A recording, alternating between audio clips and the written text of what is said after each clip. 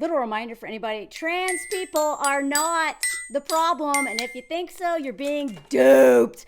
I wanted to talk about this piece of art that I shared right before Christmas, but I want to talk about it again. Not just about this, but I want to talk about why, if you are a feminist, or care about human rights at all, and trans people and their rights are not a big part of your advocacy, or you're like everything, if you're a TERF or any of that stuff, let me tell you, you have been duped. You have been duped. I don't know how else to say it. Now, there are people who talk about this in a much better way than I can, but I just want to tell you, my experience as a feminist is that I have learned more about patriarchy, about feminism, about myself from, probably more from trans people than any other group of people. I'm not even exaggerating. And let me tell you why. Because I did not understand for a really long time that I was performing gender on a regular basis, partly so I don't die, so I can make a living and all that stuff, and just because I was taught to, okay? But, I talk about men performing gender all the time, and they're, and trying to impress each other all the time. But we do it too. Women do it too. Okay? If you're socialized as a girl, you are performing constantly too. And the rigidity and the violence to make sure that you're this or that and nothing in between is so harsh, and it is brutal. From as soon as literally they put like a little bow on you, right? Even though a lot of hospitals got rid of like the pink or the blue, they still will put a giant ugly ass bow that is pink and blue on girls. So what was the point? You're still doing it. Now, I'm going to talk about my own experience with this is so liberating, y'all. I used to be a toxically masculine feminist, for lack of a better word. I hated women who are all about like babies and like love and all that stuff. I didn't like them. And the reason why is because there's like some trauma in there too that I hadn't dealt with, but a lot of it is because that's not I am not like that. I have never been like how I feel when I see dogs is probably what a lot of women or people feel when they see babies. Every time I see a dog, I'm like, oh my God, I want one, until I have one. And I'm obsessed with my dog. A little too much. He's codependent. Like he's whatever. He keeps me hostage here. But I have never, ever, when I see a baby, like, I want one. In fact, usually I was like, ugh. Right? Now, the more experience I have with babies, the more I opened up to it, and was like, a lot of it was based on fears. But I literally wrote an article for Outside Magazine about being a toxically masculine feminist, partly because I was in a boys club, boys world, in the outdoor adventure industry, which the film industry is much like it. The comedy world is just much like it. So it doesn't surprise me that they kept going from industry to industry where I was surrounded by men. But you know what? I really got along well with men because I couldn't relate to a lot of women and this mothering crap. Because I was like, what is this? And so I didn't like them. I hated a lot of women. Not hate. Okay, that's maybe exaggeration. But I felt threatened by women who were too feminine. I didn't want to be forced to make, because I wanted my first letter to Santa. I said, I want a Tonka dump truck. I saw the letter. All I want is a Tonka dump truck. Right? But I got like a tiny one, I think, but I got like a Barbie and stuff, right? And I'm not blaming my mom for this, but I'm just saying this is what we do to children. And it's not as bad now, I guess. Although it's getting, whatever. The pushback against it having to be, boys do this, has been, we've been evolving, right? But then, of course, the administration right now, the current one, and all of the MAGA, and even people with I can't tell you how many women I have to block on a regular basis who leave turfy stuff, and they bring up sports, and they bring up all this stuff, and y'all have been fooled. You've been fooled. And I need you to understand that, because the most vulnerable groups are the testing ground. They are the canary in the coal mine or whatever. And fascists almost always go after trans people first. And one of the reasons for that is because this binary of man, woman, girl, boy is so critical to upholding patriarchy. And without patriarchy, none of these other systems would exist. The hierarchy, which is like white, able-bodied, cishet men, rich especially, at the very, very tippy top, and everybody is in order, as a white woman, I'm somewhere up here, white men are up here, you know what I mean? And then but the more you are not white, able-bodied, cishet, and rich and all those things and a man, the more screwed you get. Without these two, man, woman, then like, and I've heard other trans folks explain this so much better than I can, but without this man, woman crap, none of this would make sense, because so much of what we do is about the way we've been conditioned, and patriarchy and capitalism, all that stuff. They need marriages between cishet men and women. They need them, right? That's how that is like critical. So if women start thinking, well, maybe I don't have to have babies. Maybe it's okay if I don't even like them, much less want to almost die having one and, derail my career by having one and all the things that come with having one, and get trapped in a relationship with a man because I have one with him, because now I'm so much more vulnerable, blah, blah, blah, right? Once women start, because that's why they hate single women, they hate cat women, like child-free women, they hate anything that threatens patriarchy. And trans people are one of the biggest threats to the patriarchy, because this idea that maybe all of this stuff that I think about myself could have been put there, right? The things that I like.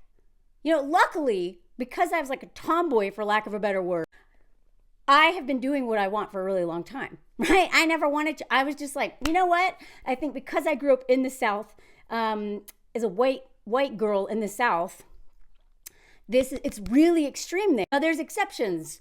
Girls can play sports and all this stuff, but like the need for this rigidity, this binary, especially for white women, being like pure and like innocent and like virginal flower, blah, right? Definitely not sexually empowered. Definitely not valuable unless they are associated with a man and like serving a man and having his kid, right? And all that is deeply rooted in anti-blackness, especially in the South. That is like you literally used my people to terrorize the Black community. And my people went along with it. White women went right along with it. It's all about this idea of like a white woman and protect. So I'm telling you, it's all tied together. But let me tell you about this piece of art and how it changed me. And then I'm gonna tell you about this one.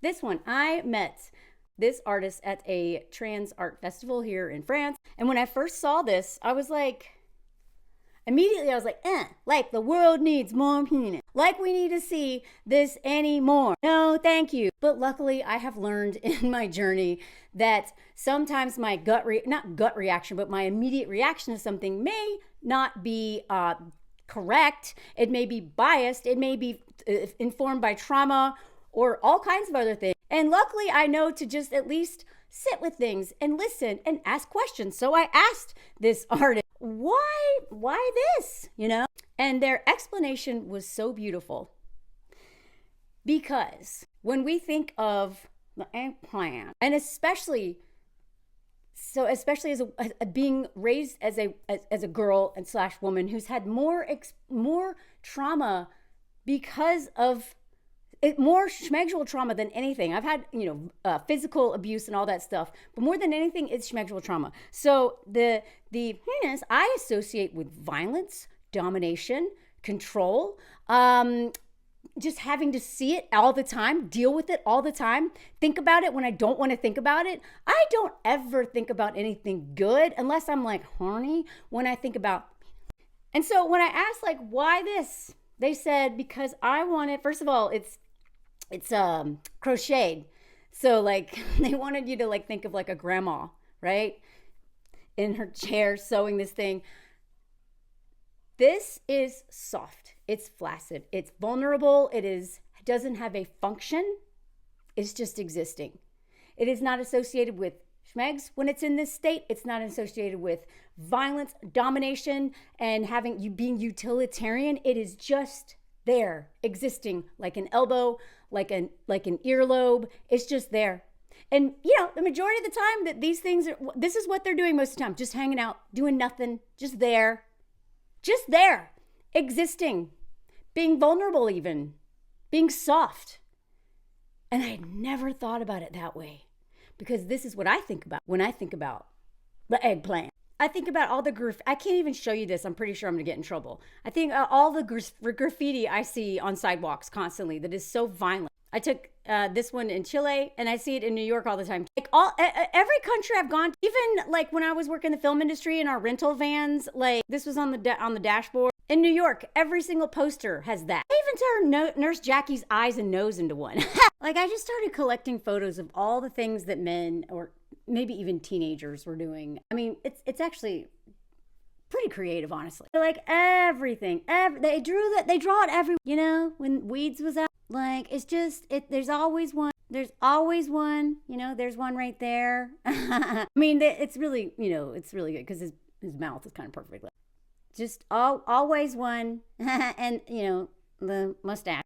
Always one going in, especially a woman's mouth. I mean, they even did it to Jack. And they, gave him... And I used to think this stuff was so funny. Like, I hated it, but also kind of thought it was funny because I have the sense of humor of a teenage boy sometimes. But everything, there's always one. Always. And, the eyes and the nose. I even wrote an article for Glamour. It's one of my first ones when someone drew one and the Navy drew one in the sky. Some Navy officer, this is first part of my article. And when people were upset about that, I was like, what a prude. Oh my God. Because I thought it was funny, right? I do have a sick and twisted sense of humor. I think things that are like inappropriate can be funny, but it depends on what the inappropriateness is about, like laughing at a funeral over something ridiculous. That's different than, just accepting this violence of men and boys maybe drawing this stuff everywhere and forcing us to look at, and it's always hard. It's never looking like this. It's never soft and just existing. No. And that was the point of this artist. Also, it comes in a cake box, this beautiful little box. And they come in different colors. There's also some boob earrings. But look how cute these are. Look how cute. Also a price system of like what actually it was worth. What they call it SMIC here, but it'd be like minimum wage basically. What would it be worth if you're making that? And then, like if you're unemployed, just look at this. Love it. So this whole booth of stuff, I'm covering their face because I become very protective of people's privacy that I know in real life. And we met up for coffee the other day and had such a lovely time. And I asked about this and how it's going, and they said that sometimes women will ask if they can buy one and turn it into a voodoo doll and just put pens in it and stuff. And they're like, I totally understand that. Like, they get it. And then sometimes would say, would you do the same thing if it was like a trans person? And they're like, yeah, good point. Now, I have thought about this. Well, first of all, it's on my desk, but I have thought about this thing probably at least once a day since I bought it a few months ago. And actually, and not just because it's in, on my desk. It's like, I'm like, God, I need to, my relationship to this has changed dramatically, but my relationship to this has changed dramatically. And part of that is because of artists, and part of that is because of trans people. And in fact, my husband loves this so much that he has told so many men about this, and they're like, because the way that men think about their own, their own parts, cishet men, the way they've been duped into thinking about their own body parts as something that is associated, if it's in this state, with shame rather than vulnerability and softness and non-utilitarian, right? Like, unlearning this patriarchal conditioning is so liberating because it not only makes me have empathy with men, more importantly, it helps me have empathy with myself. And all these things, the way I judge myself, the way other women are so cruel to me online. They always talk about my hair. I don't know why. Obsessed with my hair and my screeching. And while it hurts at first, I'm like, there's a lot of self-hatred there. Because somebody who somebody who loves himself is not going to attack someone regularly online and criticize them, because that is coming from a place of inner violence, not a place of inner peace and acceptance. And trans people pose a huge threat to anybody who is really following the rules. My whole relationship to myself, my whole relationship to men has been evolving by realizing all of this is performance, and that my relationship to my body changes as I accept myself more and love myself more. And whenever women are really cruel to me, and men say stuff to me all the time, it's like, whatever, I know it comes from a place of self-hatred, but sometimes I forget that women who are cruel to me and talk about my hair and my screeching and all this stuff, which they're obsessed with mentioning on a regular basis, that is also coming from a place of self-hatred. Because the more I love myself, the less I hate other people. Doesn't mean I'm not angry, doesn't mean I'm not holding them accountable, but the less I'm like, right? I don't feel threatened by women who love pink and like the whole Barbie stuff. I would have never gone to see the movie Barbie if 10 years ago. I would have been like, and now I'm like, oh, I love that for you if that's what you love. That's not me, right? I used to feel threatened even by gay men who were like acting more effeminate than me sometimes because I was like, because it reminded me of women. I was like, whoa, that's some internalized misogyny there. Anybody who reminds me too much of a feminine, for lack of a better word, woman, I feel threatened by. It took me listening to trans people, especially, who've been forced to live in one world while not identifying with that world at all. That's not who they are, but they had to be a part of it. Like people who, trans people understand gender more than I probably ever will. And yet so many feminists are like everything but them. A lot of it is literally just misogyny and also not wanting to question the rules. For the longest time, I was like, am I gay? Because I'm not really, I don't want to sleep with women. And at the same time, I feel like a dude. For some, I was like, what is it? And then I realized, oh, it's because I don't see how I fit in these boxes. Right? And the same with Anthony. He's like kind of more of the heart of our relationship. He is the nurturer of our relationship. There's so many things we joke all the time that I'm like, I'm like the dude. Right? Because in so many ways, it's just who I am. It's who I've always been. Now, some of this is like trauma responses and like, but a lot of it is just me. It's just me. And I didn't think I could ever date a man because I could never find a man who like had, it was like we were always like this because, it wasn't balanced. Like somebody in a couple should probably be nurturing or there should be both but it's so not me. That like it made more sense for me to be with someone nurturing, but I wasn't attracted to women. So I was like, I don't know what's wrong with me. It helped me understand. It helped me like figure that out. Trans people. Because I still have so much that I associate with being a man or a woman and what it means to be feminine or masculine or whatever. It is like whatever you just be who you want to be. And people, the more liberated you are, the more you love yourself, the more you are a threat to people who don't or who are like very insecure around something. I am still unpacking so much of this stuff, but for the longest time, I associated men, even though I worked with them and I liked them in terms of like hanging out with them, but in my experiences, I just associated men with violence and just mostly bad stuff. And I also did not have a relationship with my own body. I was celibate for like 12 years as an adult. Some of it was for my own good to avoid getting into relationships, derailing my life and stuff. I had too much stuff. I knew I'd lose myself in relationships, but I even was like completely cut off from my own like schmegdual side. And, like my friend Claire makes these. I even have one. It's a keychain. Hold on. I carry one around. I mean, it's like dirty, but, I carry a clit around with me everywhere. And I love people who do this, right? This is not threatening at all. This is just saying, well, you know what? Maybe our body parts should be out there too. Because a lot of women don't even know what this looks like. A lot of women see this and don't even know what it is. The same way I had no idea this is what this I had no idea this was my body. So I ended up writing an article about it for Glamour being like, I feel robbed of not knowing anything about my body other than what men taught me. And as Laverne Cox said on The View the other, only 1% of the population are trans people. 1%. The 1% that's destroying the world and unaliving people is the Elon. The point is, please stop thinking that trans people are the problem, your problem, a problem. They're not. The 1% that we need to really be terrified of is these dudes. These dudes, these Elons, these billionaires. They're winning. And so many people are falling for this transphobic stuff, and it's winning elections, y'all. And even feminists are in my comments saying, repeating the same arguments that are not even true. They're not even true. Please don't let them do this, y'all. Please don't buy it. If you want to liberate yourself from the gender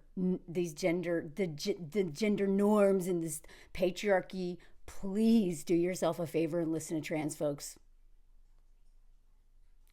Make it your feminism as intersectional as possible. You know, if you're a white woman, you got to listen to Black women, Indigenous women, other women of color, disabled women, but listen to trans people, please. Please.